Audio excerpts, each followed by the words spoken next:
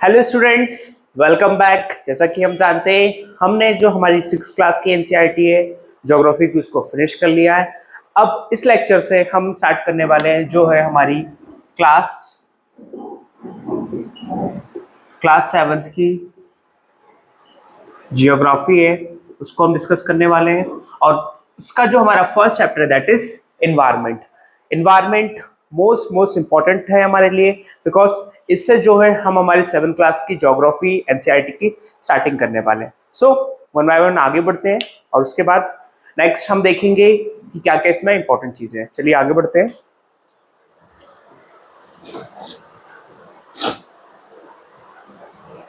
Look it here, most important thing, environment is our basic life support system. जैसे कि हम जानते हैं, इन्वायरमेंट हमारा जो है बेसिक लाइफ सिस्टम है और उसके अंदर हमारी सारी चीजें आती हैं। उसी को हम लोग सारे वन बाय वन देखेंगे, उसके टाइप्स कितने होते हैं, वो हमारे लिए क्यों इंपॉर्टेंट है। ठीक है, आगे बढ़ते हैं।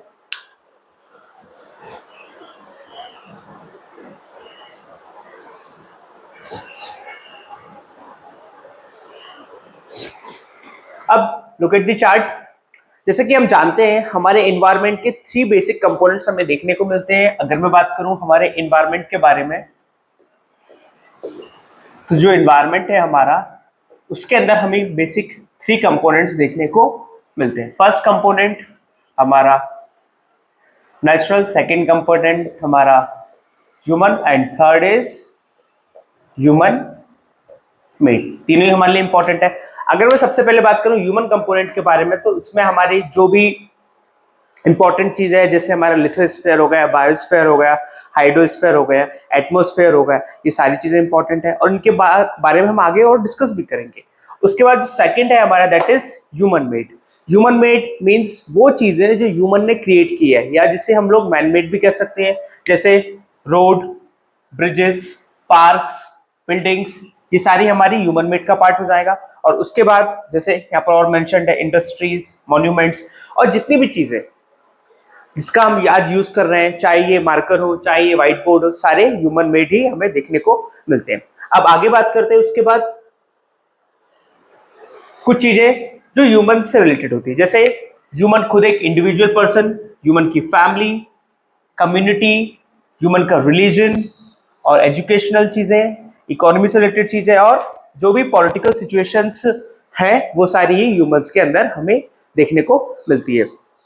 अब हमें ये तो आइडिया हो गया है कि ह्यूमन में हम कौन कौन सी चीजों को पढ़ने वाले हैं। अब इसके साथ साथ कुछ चीजें हमारे लिए और भी ज्यादा इंपॉर्टेंट होने वाली है। सबसे पहले ये जो वर्ड है इन्वायरमेंट, ये कहां से आया है, इसकी मीनिंग्स क्या है, सो इन सबको हम आगे देखने वाले हैं। चलिए आगे बढ़ते हैं। अब उसके बाद जैसे कि हम जानते हैं, ठीक है, आगे देख लीजिए। पहले हम समझते हैं कि इन्वायरमेंट जो है वो होता क्या है। जैसे कि हम जानते हैं, जो लोग हैं, पीपल हैं, चीजें हैं और जो भी हमारे स्फीयर्स है जो एक दूसरे से कनेक्टेड है, उससे हम लोग क्या कंसीडर कर सकते हैं, हमारा इन्वायरमेंट।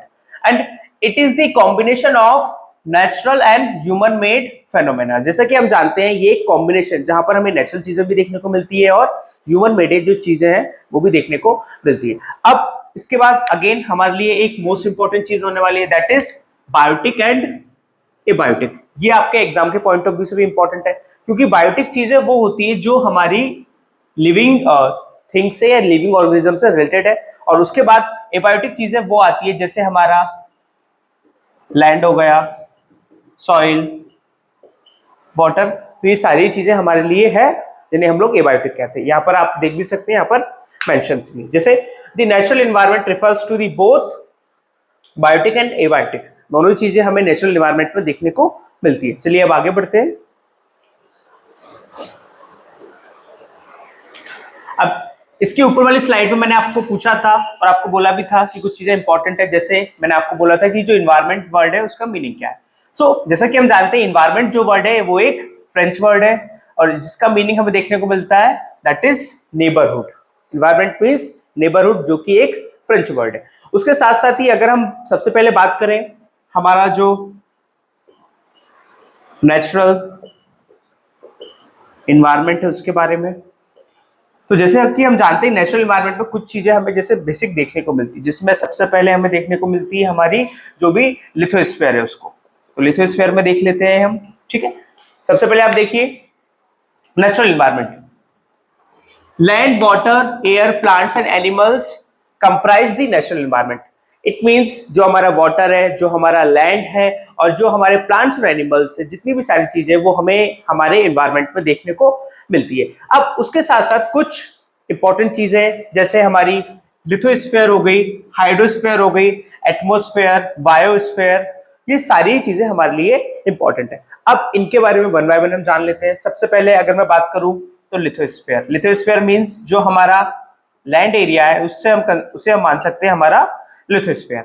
अब उसके बाद सेकंड जो चीज है दैट इज एटमॉस्फेयर। एटमॉस्फेयर जो हमारे क्रस्ट के ऊपर जो बहुत सारी जो हवाएं हमें देखने को मिलती है, जो ब्लैंकेट देखने को मिलता है, वो बेसिकली हमारे एटमॉस्फेयर का पार्ट है, जिसमें हमें बेसिकली 5 जो मेन लेयर्स है वो देखने को मिलती है। आगे हम उसको भी डिस्कस करेंगे, ठीक है। उसके बाद जो नेक्स्ट पार्ट हमें देखने को मिलता है दैट इज हाइड्रोस्फीयर। और जैसा कि हमें पता है कि ये जो वर्ड है हाइड्रो, इसका मीनिंग होता है वाटर। इट मींस वो एरिया जहां पर हमें वाटर देखने को मिलता है, ठीक है। अब उसके बाद नेक्स्ट हमें देखने को मिलता है next term that is biosphere. Biosphere इसके बारे में भी हम जानेंगे कि वो एरिया जहां पर ह्यूमन मेड चीजें और नेचुरल चीजें एक साथ इंटरेक्ट करती है, उसे हम लोग बायोस्फीयर कहते हैं। और उसको और लार्ज कंटेक्स्ट में हम आगे समझेंगे, ठीक है। आगे बढ़ते हैं।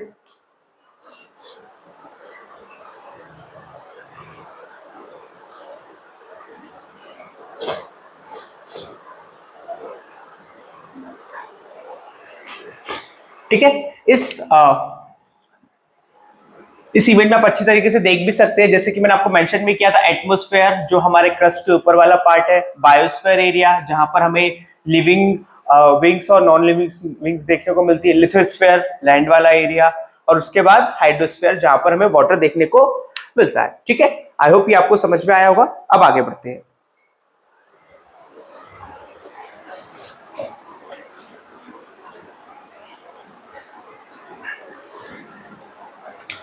नेक्स्ट बीएमएल इंपॉर्टेंट होने वाला है, ठीक है। आगे the atmosphere is the thin layer of air. जैसे कि हम जानते हैं कि एटमोस्फेयर जो है एक थिन लेयर है हवाओं की, जहां पर हमें डिफरेंट डिफरेंट टाइप्स की जो है गैसेस या एयर देखने को मिलती है। अगर मैं बात करूं एटमोस्फेयर के बारे में, सबसे पहले अगर मैं बात करूं एटमोस्फेयर के बारे में, तो एटमोस्फेयर में जैसे कि हमें जानते हैं कि यहाँ पर एक जो है ब्लैंकेट देखने को मिलता है एयर का, जिसमें सबसे ज्यादा अगर मैं अमाउंट में बात करूं तो हमें जो है हमारी नाइट्रोजन गैस देखने को मिलती है, जो कि बेसिकली यहाँ पर हमें 78% नाइट्रोजन गैस देखने को मिलती है। उसके बाद अगर मैं बात करूं जो सेकंड इंपॉर्टेंट गैस है जो कि हमें यहाँ पर देखने को मिलती है दैट इज ऑक्सीजन, ठीक है। ये हमारे लिए इंपॉर्टेंट होने वाला है। चलिए आगे बढ़ते हैं। और इसके साथ साथ the gravitational force of the earth holds the atmosphere around it. It means जो ग्रेविटेशनल फोर्स है उसके वजह से जो हमारा अर्थ है वो अपने आसपास एटमॉस्फेयर को होल्ड करे हुए है। चलिए आगे बढ़ते हैं और आगे समझते हैं इसको। और जैसे कि हम जानते हैं कि ये ही सारी चीजें हमें प्रोटेक्ट करती है, जो भी यूवी रेज है उससे हमें प्रोटेक्ट करती है। और जैसे कि हम एक लेयर बड़ी फेमस है जिसके बारे में हम जानते हैं that is ozone layer. Ozone layer basically हमें जो हमारा स्ट्रेटोस्फेयर है वहां पर देखने को मिलती है। आगे वाले चैप्टर में और जितनी भी लेयर्स है उनको डिटेल में समझेंगे, ठीक है। अब आगे बढ़ते हैं। अब एक टर्म हमारा आपके लिए इंपॉर्टेंट है दैट इज इकोसिस्टम। इकोसिस्टम क्या सिस्टम होता है? It is a system formed by the interaction of all living organism with each other. जैसे कि हम जानते हैं इकोसिस्टम आप किसी भी चीज से समझ सकते हैं। इकोसिस्टम वो जगह होती है जहां पर डिफरेंट डिफरेंट काइंड की चीजें एक साथ हमें देखने को मिलती है, एक साथ वो मिलते हैं, उसे हम कंसीडर कर सकते हैं एज अ इकोसिस्टम। चलिए आगे बढ़ते हैं, इसको रफ कर देता हूं मैं।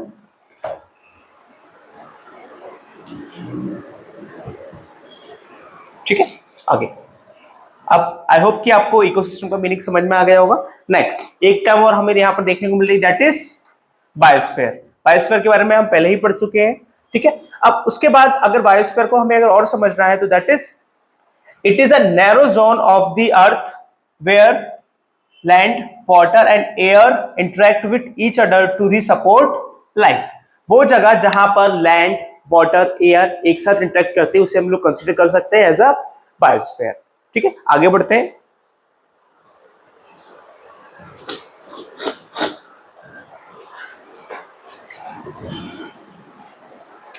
अब ये स्लाइड आपके लिए मोस्ट इंपॉर्टेंट होने वाली है, ठीक है। यहां पर हम देख सकते हैं कि every year on 5 June we celebrate, यहां पर लिखा भी है on 5 June every year we celebrate as world environment day. और जब भी हम वर्ल्ड इन्वायरमेंट डे के बारे में बात करेंगे तो एक ऑर्गेनाइजेशन जिसे हमें याद रखना है दैट इज यूएनईपी। यूएनईपी। अब आपका वर्क ये है, होमवर्क ये है कि आपको बताना है मुझे कि इसका हेडक्वार्टर हमें कहां पर देखने को मिलता है। अब उसके बाद जो नेक्स्ट हमारे लिए इंपॉर्टेंट चीज है that is barter system. And whenever we talk about barter system we always remember IVC, Indus valley civilization, क्योंकि हमें पता है हिस्ट्री के पार्ट में कि जो बार्टर सिस्टम है वो हमें सबसे पहले इंडस वैली सिविलाइजेशन में देखने को ही मिला था। अब बार्टर सिस्टम होता क्या है? It is a trade in which goods are exchange without use of money. मतलब ये एक तरीके का बिजनेस होता है जिसमें एक कॉमन कोई भी वैल्यू या कॉमन एक कोई करेंसी नहीं होती है, जिसमें आपस में जो कमोडिटीज होती है उनका एक्सचेंज होता है, जिसे हम लोग कंसीडर करते हैं एज अ बार्टर सिस्टम। और इसे हम लोग कभी कभी क्लासिकल बार्टर सिस्टम भी कंसीडर करते हैं, ठीक है। आगे बढ़ते हैं।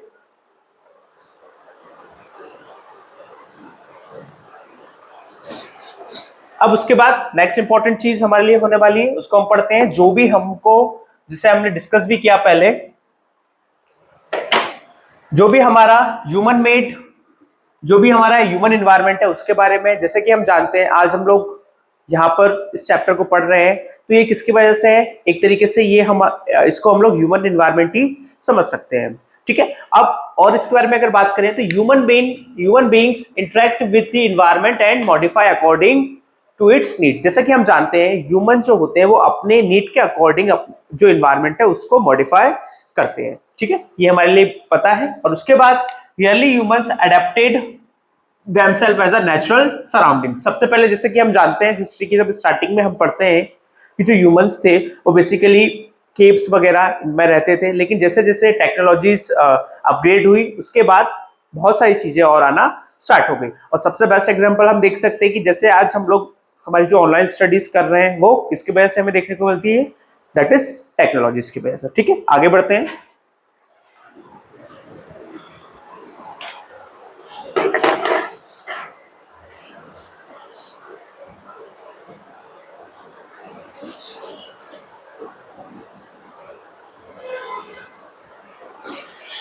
सो आई होप कि जो हमारी एनसीईआरटी है क्लास 7 ज्योग्राफी उसका फर्स्ट चैप्टर आपको बेसिकली समझ में आया होगा। और उसके साथ साथ मैं आपको, जैसे मैंने आपको बताया भी है, मैंने आपको एक आपके लिए होमवर्क भी दिया है दैट इज आपको यूएन जो हमारा ईपी है उसका आपको मुझे हेडक्वार्टर बताना है। So thank you. I hope ये चैप्टर आपको समझ में आया होगा। और ये चैप्टर हमारी क्लास 7 के लिए जस्ट एक इंट्रोडक्शन पार्ट था और इसमें जो भी चीजें दी है, जितनी भी लेयर्स है, जो भी है, उसको हम आगे आने वाले चैप्टर में और ज्यादा डिटेल में डिस्कस करेंगे। So thank you.